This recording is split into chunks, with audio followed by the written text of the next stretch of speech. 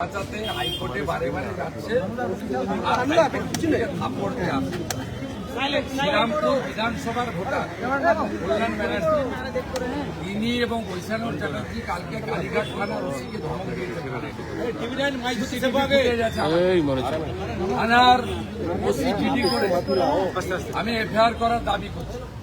আপনি জানেন রামপুরে ফিঙ্গার লাগানোর জন্য দেবলীনা বিশ্বাস ধরা পড়ে গেছে, পারবে না করতে।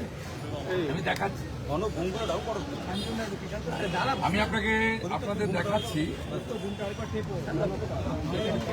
750 ধরা পড়ে গেছে, পারবে না। এই যে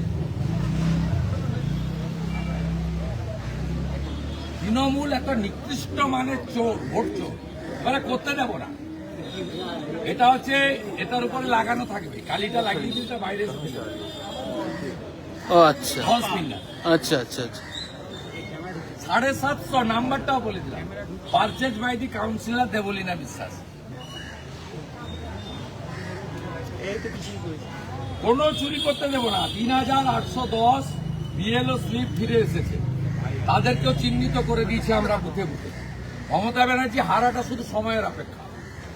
শুভেন্দু অধিকারী একদম 4 তারিখে লাস্ট মেশিন গোনা পর্যন্ত তৃণমূলকে কিভাবে ছুটাতে হয় এটা আমি জানি।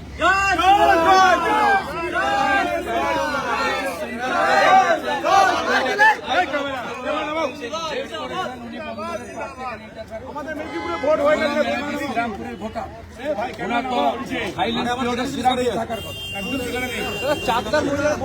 থাকতে পারেন না। থানায় গিয়ে দাদাগিরি করছেন কেন? সব হবে না। হাইকোর্টে যেমন কানমলা খেয়েছেন, আর সকাল থেকে ভবানীপুরের জনগণ আপনাদেরকে কানমলা দেবে। ফার্স্ট ফেজের ভোট শান্তিপূর্ণ হয়েছে, এটা তো শান্তিপূর্ণ।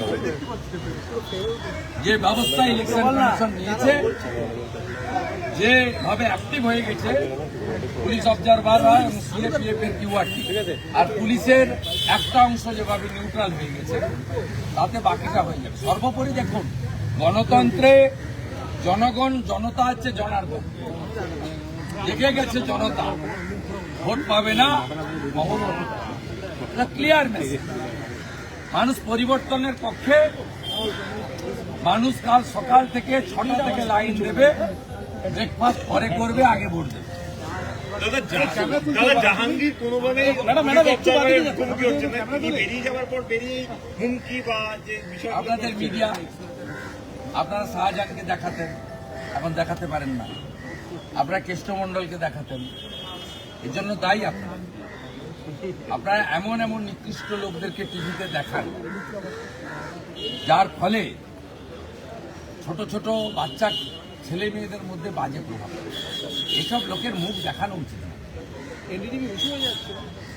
আপনারা বঙ্কিমচন্দ্রের জেনারেশন নৈহাটিতে দাঁড়িয়েছে, তাকে কবার দেখিয়েছেন আমার জানা নেই। জাহাঙ্গীর শওকত মোল্লাকে আপনারা অনেকবার দেখিয়েছেন।